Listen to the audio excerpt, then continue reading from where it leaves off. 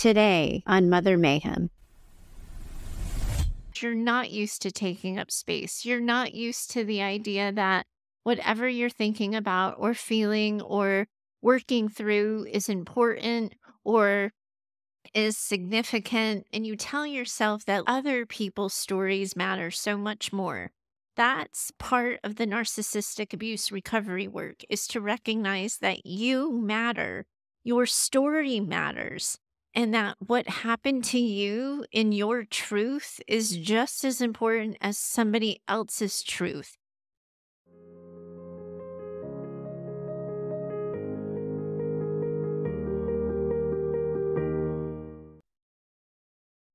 Welcome back to Mother Mayhem, the Narcissistic Abuse Recovery Podcast for daughters. Hi, I'm your host, Heather Gray, and I'm so very glad you're here with me today. With each passing week where I put new episodes out, I'm getting more and more messages from you listeners, other women just like you, sitting and hearing the information and recognizing and seeing themselves in the stories and the examples I'm providing. I'm really starting to feel in each passing week that we're on the cusp of really building a community of women in it together who are rooting for each other, listening to each other, and seeing themselves in each other. I couldn't be more proud, and I couldn't be more grateful for the support all of you are showing this show. Thank you so very much. Now, it's pretty hard to get far into the narcissistic abuse recovery discussions before we start hearing the term gaslighting. It's a term used to describe how your mom might have distorted or manipulated your version of events by challenging or minimizing your own narrative. In a bold, clear-cut example, she may have rewritten entire versions of your life and turned them into something they weren't. She likely at times flat out lied while manipulating your feelings, and this was often done to exert power and control. If you've been a chronic target of your mom's lies and manipulations, it's really possible that you're struggling with self-doubt and self-confidence.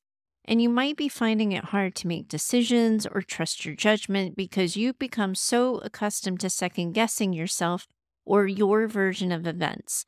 And at this point, after all this time, it really is possible that you've grown so accustomed to second-guessing yourself because of your mom that you've actually ended up internalizing her perception of you, and it's become part of your own perception of yourself. In her attempts to control you, she may have played you off as too sensitive, too weak. Perhaps she implied that you were lacking intelligence, or she might have made some other kind of comment that was otherwise demeaning. And it was always done to suit her need and keep you in whatever place she deemed acceptable. In our third episode together, I talked with you about how after a childhood with a narcissistic mom, you might be struggling with knowing yourself. If you haven't listened to that episode yet, it's a really good episode to go back to because what I was talking about then is very much related to what we're talking about today. Because it's my intention in doing this and helping you have a better relationship with yourself, we are going to get you to stop gaslighting yourself. It's become an internalized pattern of yours to doubt yourself, second-guess yourself, minimize your experience, minimize your feelings, and minimize the things that you're thinking and feeling.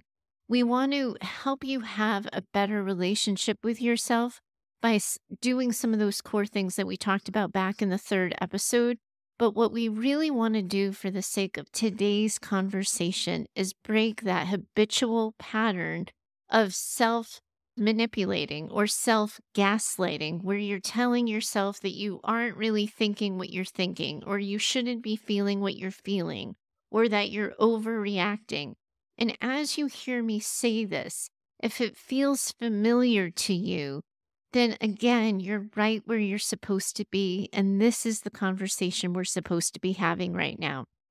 Because when we start thinking about this and framing this discussion out a little bit, I have to be honest with you that I roll my eyes at it. The idea that I was going to tell you to stop self-gaslighting yourselves sounded so clickbaity and dramatic. But it really is that, because when you're undermining yourself and you're questioning your truth and you're minimizing your version of events, you really are gaslighting yourself. And if we were talking about your mom doing these things, we would be calling her out and we would be calling that spade a spade, and we would be looking to disrupt that pattern and its effect on you. And if we say that when you do this to yourselves, that you're just lacking confidence or you struggle with decision making, we're just not getting to the root of the problem. So, for today's conversation, I want to outline for you what gaslighting very much likely looks like for you and your regular everyday. And I want to begin offering you tools and strategies that you can implement today to start breaking that pattern. Because again, it's this habitual way you have grown accustomed to thinking about yourself, your own feelings, and your own experiences. So now you're at the point where that inner voice you hear in your head, it's just running on automatic pilot. And you may not even think or feel those things anyway. You're just so used to thinking and feeling those things that you haven't figured out a way to stop thinking or feeling them.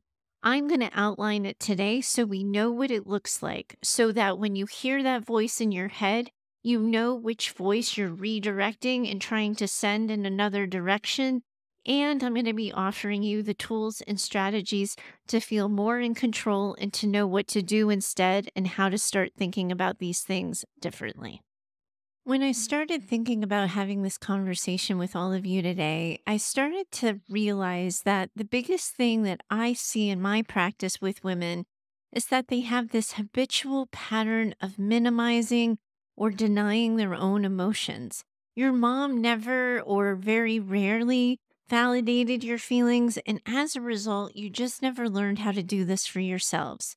Now, this is what it looks like. You might be used to, for example, hearing yourself say or think things like, maybe I'm just overreacting. I really shouldn't be feeling this way. Or perhaps that inner voice you hear in your head is more blaming or criticizing. And you might be hearing yourself say from time to time, or for some of you every day, it's my fault that so and so is mad at me. I shouldn't have said what I said when I said it, or I probably misinterpreted the situation, or I had no business speaking up. I really should have just kept my mouth shut. What is wrong with me? Why don't I know how to do this?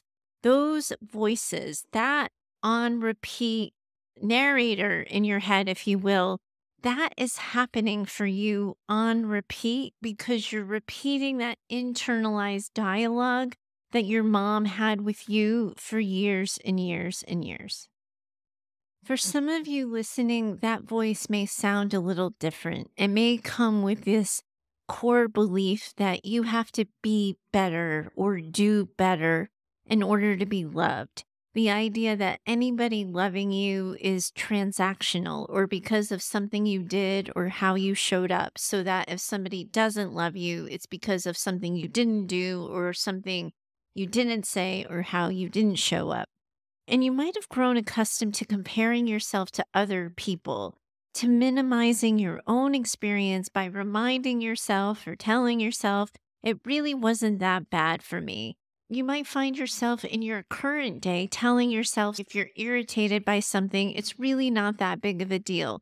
Other people have it so much worse. So many of you carry that voice in your head that whatever happened to you wasn't as bad as what happened to other people. As the show has gone on, I'm getting more and more letters from those of you listening, and I'm looking forward to continuing to share them in future episodes. And so many of these letters are starting with, it's totally okay if you don't read this. This letter is really long. You may not have the time. And it's so indicative of where everyone is at in their own narcissistic abuse recovery because you're not used to taking up space. You're not used to the idea that whatever you're thinking about or feeling or working through is important or is significant, and you tell yourself that other people's stories matter so much more. That's part of the narcissistic abuse recovery work, is to recognize that you matter. Your story matters. and that what happened to you in your truth is just as important as somebody else's truth. There isn't somebody's worst truth or worst version of events. There's just, this is what happened to me. And that is important, beginning, middle, and end, every single time. And gaslighting yourself doesn't only look like beating yourself up. Sometimes gaslighting yourself is talking yourself out of being upset when your mom or someone else does something that you find disrespectful or hurtful. You might have found that you're really super accustomed to rationalizing the really poor, bad, and disrespectful decisions that other people make. And you might tell yourself something like they were just having a bad day, or of course they didn't know how to do this. They have their own trauma. They didn't mean to be rude or dismissive of me. They had poor childhoods or they had bad things happen to them. So, of course, they're going to treat me poorly. It's that narrative of giving other people the benefit of the doubt, but not giving yourself that same benefit of the doubt. I always say to the ladies that I see, we can have grace for people, but we also have to keep them in their place a little bit. And I think that one of the ways a lot of the women I talk to every day self-gaslight themselves is by giving the person who hurt them, their mother or other people, because again, I think a lot of when you have a narcissistic mother, I think that there's a lot of other people attached to this that could also have caused you harm. It's so easy to say, oh, this is the family problem or this is a generational problem. They couldn't help it. And so then as a result, because it's not their fault per se, you then absolve them of responsibility and you take their need to hold them accountable to you. Rather, you take that away because they've had it so bad and they quote unquote couldn't help themselves. Connected to this in a lot of ways and in a lot of examples is this idea that you're likely too familiar with feeling guilty. You might find yourself chronically feeling guilty for being upset, for reacting, for existing. Guilt is likely a feeling that you've grown pretty accustomed to. I think a lot of the women that I talk to have this hyperactive guilt button where as soon as something happens, it's their fault, their responsibility, and they should have known differently. Your mom, she could never accept responsibility, and you're used to her always shifting that responsibility to others. And often she shifted it to you. So you've grown so accustomed to thinking that everything's your fault because for the longest time, your mom applied this to you or outright told you it was your fault. Some of you are used to doing that big of a number on yourselves because it's just become so habitual. And at this point, you might not even realize you're doing it. When I started this show, it was really important to me that I offer a different voice and a different way of talking about this topic, because I think a lot of times when we see social media posts, read self-help books, or watch YouTube videos, narcissism in particular, I see it get sensationalized a lot. And I see people who are offering information, they're doing this thing where they're dumping and running. So they're saying the thing where everyone's like, oh, yes, gaslighting. And then they get the likes, they get the comments, they get the shares. And it's like this dump and run because once everyone has rallied around the term gaslighting, we all feel seen, we all feel validated. It gets that engagement, it gets that intention. And then everybody kind of moves on. But that's not what I want for this show. I'm not looking to be like, hey, stop gaslighting yourself. And I'm not going to just dump that and run. I want to have the conversation. So we've called it out. We're talking about it. Now, what the heck do we do about it? Because after a lifetime of minimizing or denying your own emotions, how do you learn to validate them and see them through? You don't really see that a lot on social media. And that is why I'm having this conversation, and it's a huge reason why I've started this show. As I was thinking about this and outlining this episode for all of you, this really cool thing happened, and it happened very organically. I want to introduce you to what, going forward, we're going to start calling slow and steady strategies for narcissistic abuse recovery. All of these tools and strategies that I'm going to be talking to you about in this episode, I started keeping on a notepad. And I realized that they're becoming a collection of skills that you won't just need and use for the sake of this episode or for the purpose of this conversation. I think we're starting to build a toolbox. And in all honesty, this is something I wish I had thought before the first episode, because I think I am teaching you a lot of tools and strategies. And one of the ways I want you to start thinking about this is that slow and steady wins the race. That this isn't something where I'm going to be able to say this in that quick, snackable social media style, and you're going to feel so seen and validated that you're going to be able to pick it right up and run with it. None of these things are going to change your life in an instant or overnight, because again, what we're talking about here is we're breaking up habits, habitual, internalized ways of looking at yourself, looking at the world around you, and considering your own thoughts, feelings, and experiences. In order to break habits, we have to do habit breaking on repeat, and it's not going to happen quickly. So, the idea that we're building these slow and steady strategies for narcissistic abuse recovery sounds just about right. And I'm really looking forward to introducing you to them. I'll be turning each of the skills we're talking about into its own little flashcard. So you'll be able to get the downloadable link in the show notes. You'll be able to find that. And my thought and my intention is that as I talk about other slow and steady strategies in future episodes, this will be a document that I regularly update for all of you. It's a link to Canva. It doesn't ask for your email. You can go directly to the link in show notes. And then as we're talking about these skills and tools and strategies, you will be able to pull from them, so that if you find yourself in a situation where you don't know what to say, don't know what to do, or don't know how to be, you might be able to go through some of these and see which of the skills might be applicable to you or to your situation. With all that being said, and like I talked about back in our third episode together, our first slow and steady strategy is going to be starting with increased self-awareness. We want you to start paying more attention to your feelings and to be more curious about them. We want you to observe how you feel and respond to different situations and relationships. And we want you to start naming your feelings as you observe them, being careful not to judge them, label them, or censor them. We just want you to name them. A journal sometimes is a really good tool to use for this, so that you can remember things as you get to know yourself more. So in situations, you're just getting curious. If you're trying something new, going to a new place, meeting somebody new, or in a familiar situation that you've never really considered for yourself, you're just going to ask yourself things like, how did I feel about that? What did it feel like in my body? How does this person make me feel? Is this a situation that gives me energy or takes energy from me? Do I feel safe and secure?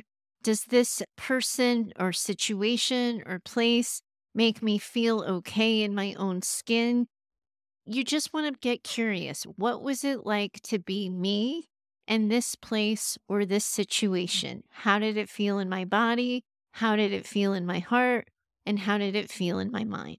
Once you get used to naming and observing your feelings, we then want to use our next slow and steady strategy. And I'm just, for the sake of clarity and clear communication, we're going to call that one self-validation.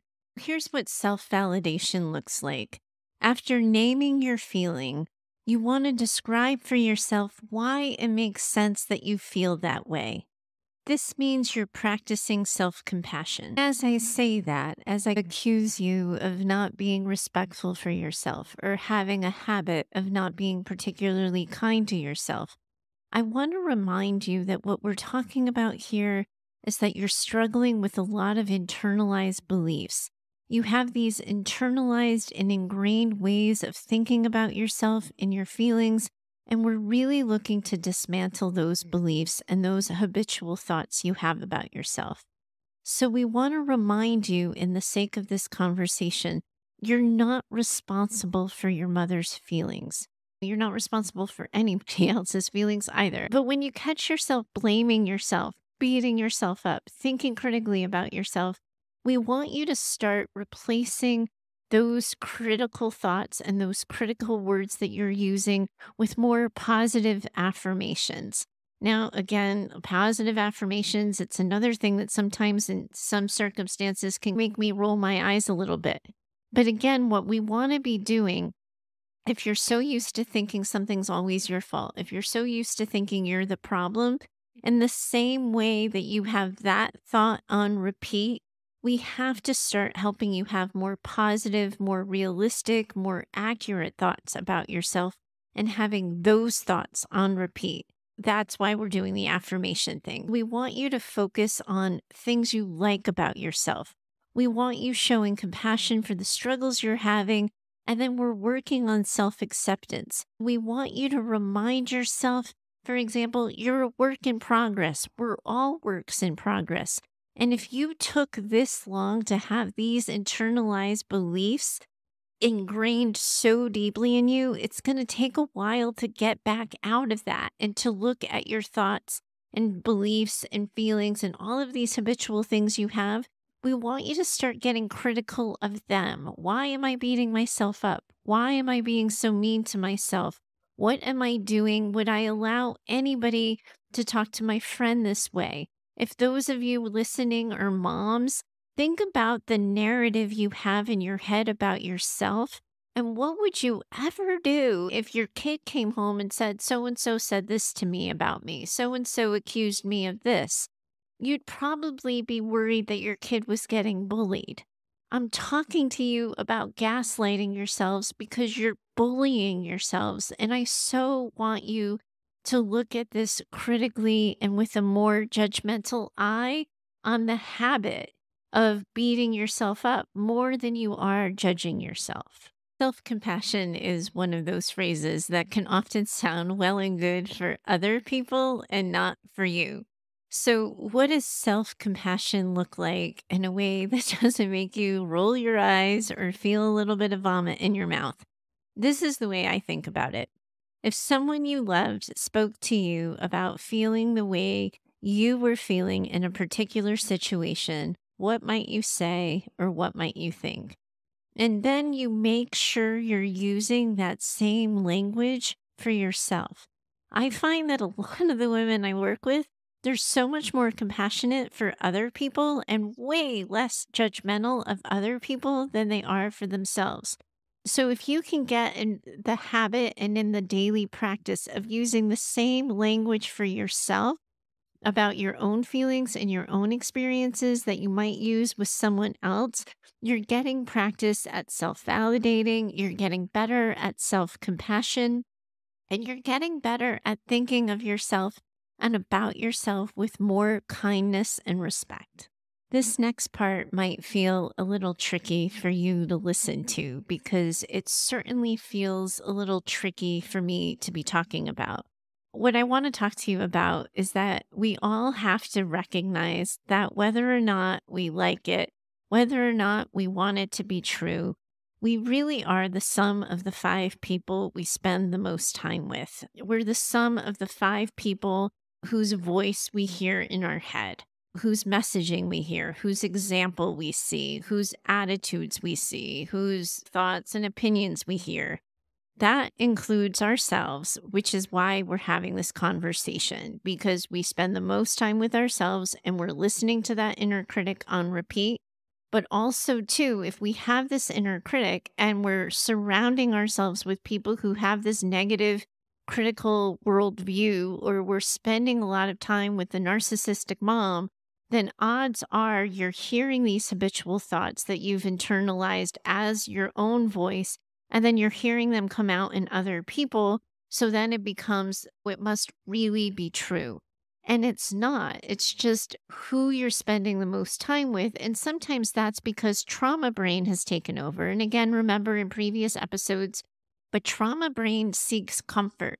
Trauma brain seeks familiarity. So it isn't surprising to me that when somebody tells me that they've been raised by a narcissistic mother, that they also end up telling me that they have friends who tend to be really opinionated or critical, or they have partners that are opinionated or controlling or critical, because that worldview, that way of moving through the world feels familiar to you. So it ends up feeling like something you want and something you gravitate to.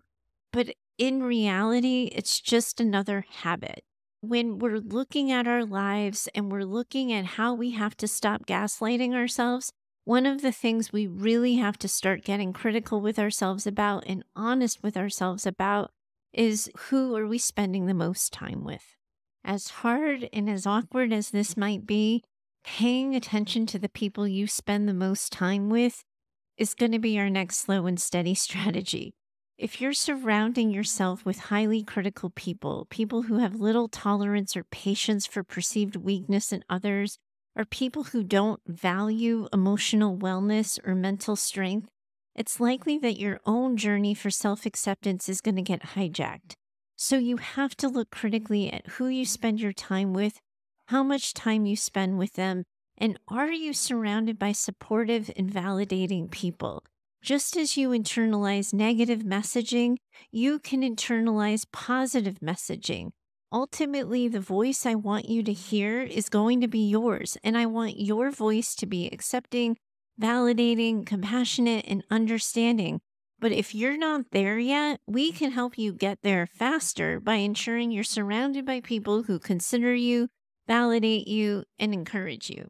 We also have to remember in this conversation that boundaries are the greatest act of self-care you have. It's always going to be one of our most significant slow and steady strategies. Most of us, when it comes to boundaries, are a work in progress when it comes to this. But if you're regularly checking in with yourself about your boundaries, ensuring for yourself that you really are paying attention to and responding to things that don't feel good, you're protecting yourself. And by watching yourself set and hold boundaries, that's going to reinforce for you that you are worthy and deserving of that protection. We see a change in our behavior, and that changes the way we think and feel. So if you allow yourself to do this and you tune into it often enough, you're going to start to internalize those self-validating beliefs and those self-compassionate beliefs that we so desperately want you to have. And I don't think it's just your thoughts and your feelings that you're invalidating when you do this and when you gaslight yourselves. I imagine that a fair amount of the gaslighting that you're doing, it comes when you're second guessing or doubting your own memories. Memories are kind of nebulous. They're a little bit fluid. They can't always be relied on, but it's also highly unlikely that you lived in this happy, loving, well-adjusted household and you're only remembering that you were invalidated, criticized, or made to feel small and insignificant. It is so unlikely that you're making the whole thing up. More than likely, you're getting some of the details off, but you probably have a very accurate picture of everything that went down and that continues to go down. Because remember what we've talked about in our previous episodes and our previous conversations about this. When we've talked about trauma, your perception is your truth. We treat your perception as real and true and valid. You remember how you felt growing up as a kid and what that was like for you. And we want to affirm that belief, that conversation, those memories, and that experience as real, true, and valid. So here's how I want you thinking about this. When you catch yourself doubting or questioning your memory, we're going to use our next slow and steady strategy for this to help you validate your own experience. We want you to start hearing your own voice in these conversations the loudest. We want you acknowledging your memories. We want you recognizing yourself for your experience and that it's valid. One of the easiest ways to do this is actually to consider seeking out the support of a trusted friend or loved one. If anyone else knew your truth or was there as it was happening, talk to them about it. Obviously, in this example, we're only talking to the people who have your back and who listen to you and who took your side in things. I was just listening to this incredible episode, by the way. Minka Kelly did an episode on Dax Shepard's Armchair Expert show. By the time you listen to this, it'll be a few episodes back, but I highly recommend this episode. It's really intense, and her trauma experience. And so you might not be ready for how much she puts it out there. But she talked a lot about how, as she was writing, she had to call people and be like, did this really happen? Because we can't make this shit up, basically. And so she went to people who were there at the time for validation of her experience. But going to people who were there, or going back and talking to friends who listened to you and heard about your experience at the time, or even as you do this in adulthood, because it's not just childhood memories that we doubt. It could be the way we perceive something that happened at a potluck at the neighborhood gathering. But anybody that was there, you can ask and check in and say, hey, I've been having some feelings about this. It feels like it happened for me this way. Is that the way it went down for you too? Do you remember me talking about this? Does this sound familiar? It's okay to seek proof positive as you're looking to validate your own memory and your own experience. Doing this is for sure going to make you feel a little vulnerable. I practically feel vulnerable for you by even suggesting it. And I have to be honest, it's tempting for me just to say, trust yourself, believe in your truth, and that's all that matters. But we also know that really isn't true all the time. You can feel better faster by talking to other people who were also there. And I want that for you. I do worry, in all honesty, that's a little bit of a setup, that if you don't trust the right people and you go to the wrong people, this whole thing blows up. Definitely use caution with the idea. But I do think that when you've experienced something, talking to other people who were there too is going to be important. I talked earlier about journaling, and I think this is for sure a good area and a good example of when journaling really becomes a reliable, helpful, slow, and steady strategy, particularly once you've gotten used to doing it over time and have journal entries that you can go back to. But journaling really can be a great way to counteract those times when you're doubting your memory and your experience. As you journal, don't be afraid to gather the evidence. It's okay to create concrete, observable, measurable examples of the things that have happened. Maybe you're going to be using emails or text messages or pictures or other tangible things for verification that say this happened, this was real. And working on self-compassion, it's always going to be that slow and steady strategy. We're going to help you cultivate self-compassion and self-kindness when you're feeling doubt about your memories creeping in. We want you to remind yourself it's common for survivors of abuse to question their own experience, but that doesn't mean it's all a lie. Just because you're questioning it doesn't mean that you have reason to doubt it. After a lifetime of considering your mom, you're likely so disconnected from your own gut and your own intuition. But part of narcissistic abuse recovery is learning to trust yourself again. For some of you, you're learning to trust yourselves for the very first time. Our gut instincts really can guide us closer to the truth. If something feels off or doesn't entirely align with your intuition, start working on trusting that inner voice and listening to it and seeing what it has to say to you. Now, another significant way that I see daughters of narcissistic moms gaslighting themselves is when they deny themselves their own needs, pretend they don't have any, or otherwise minimize them. What does this look like? For some of you, you might find yourselves in this habit of invalidating your own personal boundaries. And you might be finding that you give out these free passes when someone steps on your boundary, invalidates a boundary, or overlooks a limit you've set.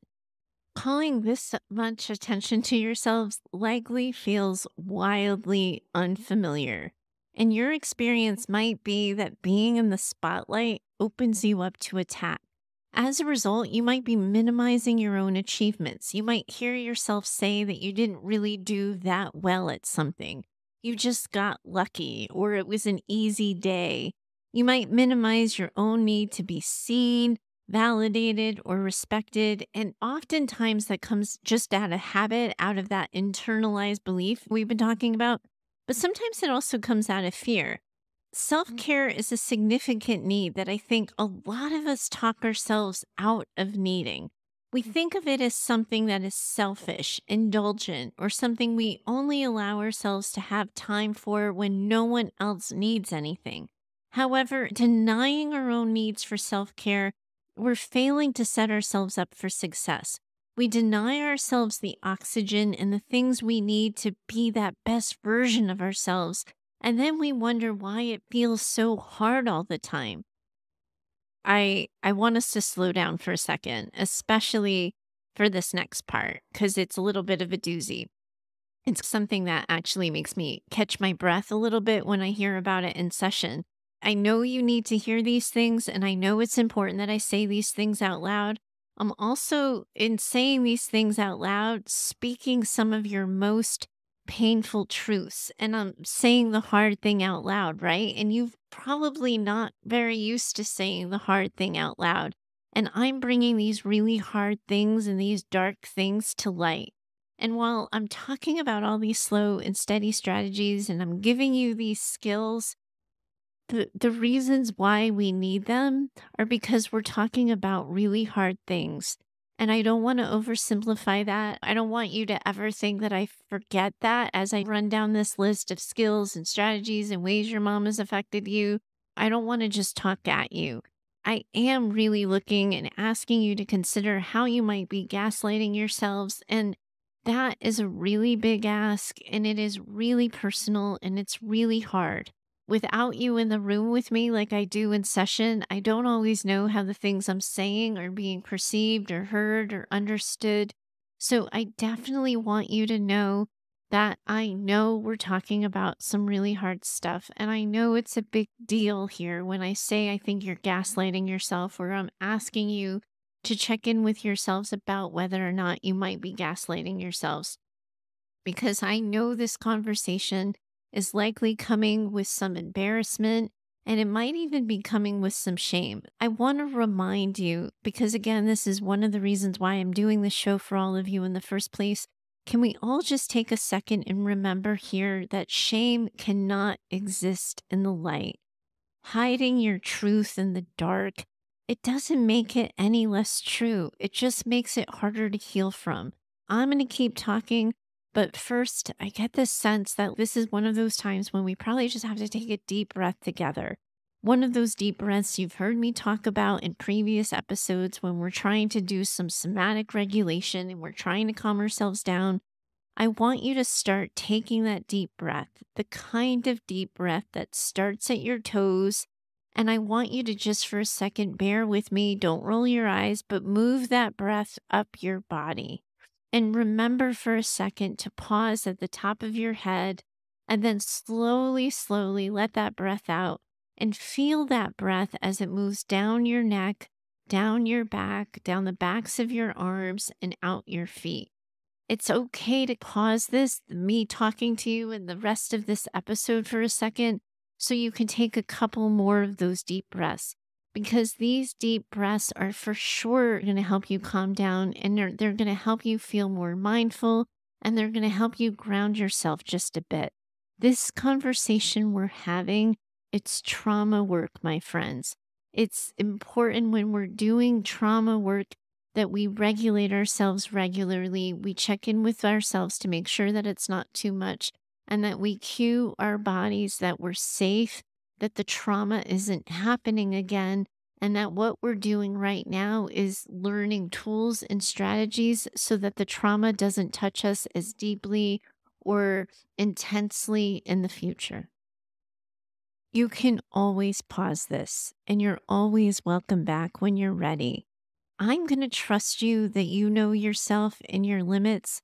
You get to say when, you get to say where, and you get to say stop. So if talking about all of this is starting to get just a little too much, I know these episodes are long. It's more my preferred style for delivery. I like to make a full point and know that I've covered something. But just because I'm delivering this content in a length of upwards of 30 to 60 minutes doesn't mean you have to sit and listen to this to 30 or 60 minutes. They're mini therapy sessions, right? And so you might only be able to handle or listen to 20 or 15 minutes at a time, and that's perfectly okay. You're always going to get to say when, you're always going to get to say where, and you're always going to be able to get to say stop. One of the hardest things I hear in session is when I hear women talk about unrealized dreams or paths in life that they wanted to take, but their mothers talked them out of it, or they lacked the confidence to pursue them after having a childhood that was marred by neglect and invalidation. Hearing those suppressed wishes, the dreams, the ambitions because they weren't practical, because they cost too much money or would inconvenience other people, it just really gets me sometimes. And when I think about how these women gaslight their own needs, sometimes that is the most painful one that I hear. And so when I work with women on this, one of the things I do is I remind them that there really is no such thing as too late. I've gotten these emails recently since I started the show from women in their 50s and their 60s. And next week, we're going to be covering one of those letters from one of those women. But these women fear it's too late for them, that they've lost their shot. Cutting off dreams or cutting off possibilities because of age, that's just another way you gaslight yourself. That's another story you tell yourself for why you can't follow a particular path. Now, can you be 50 and in your 60s and become an expert at something? Can you take a whole different career path? Perhaps not, but can you do a version of this or an iteration of it? More likely than not, when people tell themselves that their time has passed, that it's too late for them, that's just a story they're telling themselves. And if they look at that belief or that story and that narrative they've created with a more critical eye, they start to see possibilities that they may not have previously considered. A lot of the slow and steady strategies we're talking about today are going to help you learn to validate your needs and tend to them. And it really is my intention for outlining this so clearly is to create these tangible, interchangeable strategies that you can all use in different situations to recover. I don't want you always feeling like every new thing that you experience or go through or every thought that occurs to you requires a new strategy or skill. They really are going to be able to be interchangeable and used in different situations. And in addition to the ones we've already talked about here, there's a few others that I really want to take some time to get to so that you can learn to better validate your needs and allow yourself to have them. Sometimes we have to get so basic. In a previous episode, I did a needs identifier and a boundaries checklist. And for the sake of this episode, I am going to link to it as well so that you will have those slow and steady strategies that we're talking about today. But you can also learn to identify your needs a little bit better too. And once you get used to and accustomed to identifying your needs or start to begin identifying your needs, it's likely that you're also going to have to start challenging those feelings of guilt or shame that come up when you start doing that. You want to remind yourself that taking care of yourself isn't selfish, but it's essential to your overall well-being. You want to allow yourself to let go of that falsely created sense of responsibility for everything and everyone.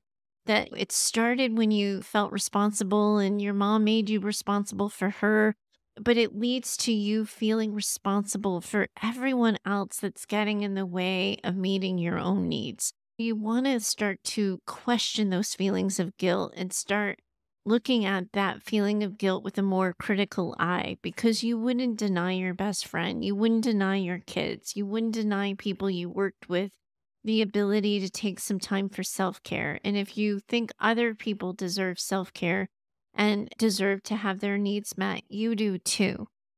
One of the things that I really rely on a lot as a slow and steady strategy is this idea of transparent communication, getting so clear with people that you tell them what you want them to think so you can stop worrying about what it is they think. I think so often one of the reasons why this self-gaslighting is able to so successfully take root and become this habitual way we think about things is because we swallow our truth and we swallow our experience and we create that internal narrative rather than saying things out loud, speaking our truths, talking about things, telling people what we want them to think so we can stop worrying about what it is they think. I also think it's really, really important, especially we're talking about slow and steady here. We're talking about this is stuff that's going to take some time. It took you this far to begin thinking about yourself in this way. It's going to take you some time to break the habit of thinking about yourself in a negative, critical way. It's going to take a little bit of time to start showing yourself some grace and to start showing yourself compassion. You're going to be using this hopefully as a daily practice, but as you're doing it and we're thinking about slow and steady winning the race, I really want you to start thinking about creating ways to celebrate and acknowledge small steps in progress. This means that you might begin doing this work by only prioritizing small needs and then gradually working your way up to the more significant ones. But what we want you to do is celebrate each step you take in honoring and meeting your needs, no matter how small they are. We want you getting in the habit of recognizing and acknowledging your progress along the way. I really like the idea of putting a stamp on something. So you lay claim to this happened. I did this. No matter what, it doesn't get taken away from me. So you learn to mark each win. Maybe you're putting a marble in a jar. Maybe you're making a journal of bullet points. But whatever you do, you start practicing the idea that you are someone who deserves to celebrate her wins and that your wins are worth celebrating. I can't talk about how y'all get in this tendency to gaslight yourselves if I'm not also going to talk about one of the major ways you all do this is by ignoring the red flags that you see in relationships. For the sake of this conversation, what I'm talking about here is that a red flag refers to that warning sign or indicator that you have, usually in your gut or your belly, that someone might be problematic or potentially harmful for you or to you. This person usually creates a reaction in you. The red flag refers to that intuitive feeling that you have that someone isn't treating you right or isn't representing themselves honestly. Someone creating that red flag feeling in you, they might be controlling, they might be disrespectful, they might be abusive. A red flag person might be someone who isolates you from other people. They are really big fans of gaslighting you, or they're otherwise manipulating you. And I can't cover all the ways that people look and sound like red flags for the sake of this episode.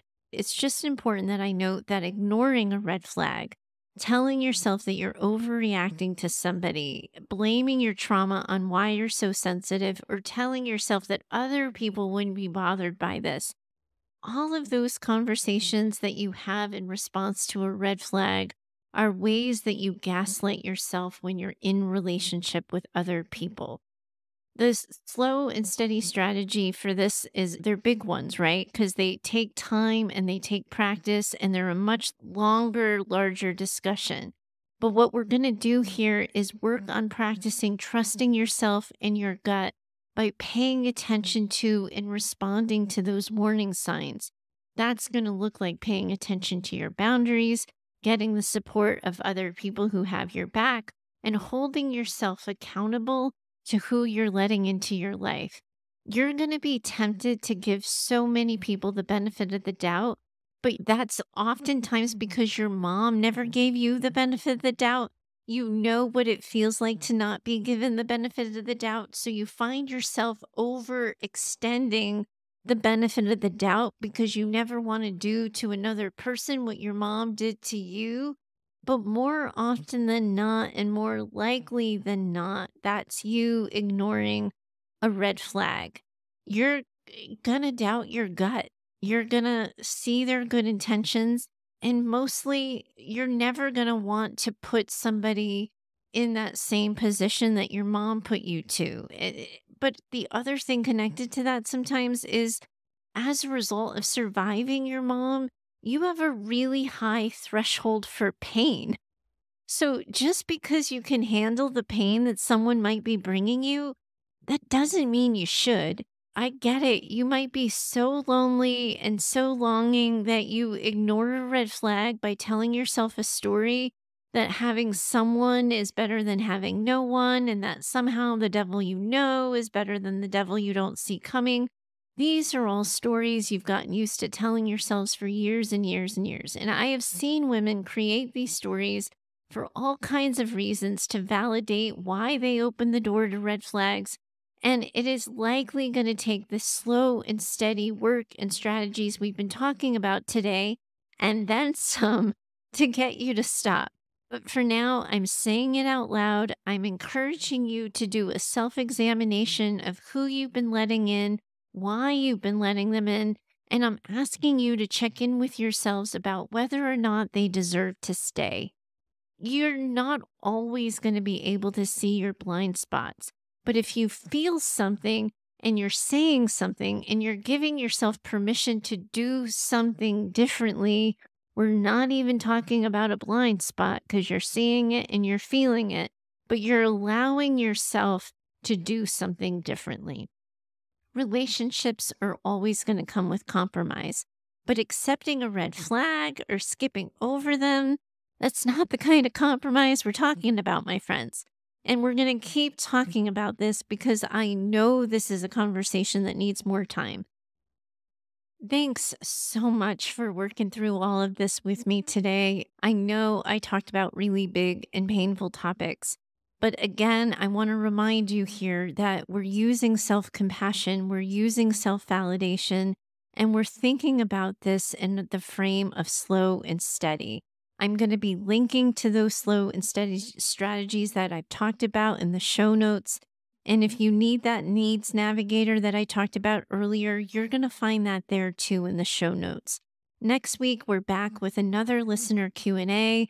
I'm going to be helping Nancy, not her real name. She's asking, how do you love yourself when your own mother couldn't love you? She was scapegoated in her family while her sister was the golden child. I have a feeling that you all know a little bit about that. What a profound thing we're doing here. I'm getting goosebumps as I even say next week we have another listener question. Building this community of women healing and recovery from narcissistic abuse, it means the world to me. I'm going to be helping Nancy next week, and helping Nancy, I continue to help you too. We're all in this together. Thank you so much for today. I'm in it with you. Bye for now. I'm so grateful that you're here. You're right where you're supposed to be. At its heart, I'm hoping to use this show to build a community of women working together to heal from childhoods marked by maternal narcissism and emotional neglect. My goal for Mother Mayhem is that this show becomes an advice and mentoring-driven show where you share your questions, struggles, and stories, and I offer you direction for healing and recovery. That can't happen without your contributions. I invite you to send a recorded voice memo or write in an email with your questions and things you're struggling with. You can always find me over at heather@daughtersnpd.com. To connect further, I invite you to find me over at Instagram and occasionally on TikTok at DaughtersNPD. If you know another woman who needs this conversation in her life, I'm going to ask that you share the show with her. You can help me get the word out with your reviews and social shares of the show, and I hope you'll consider doing so. Special thanks to Heather Clark for editing this show. She's in my head and knows what I meant to say when the words come out backwards. Thanks for your time today. I'm always in it with you. Bye for now.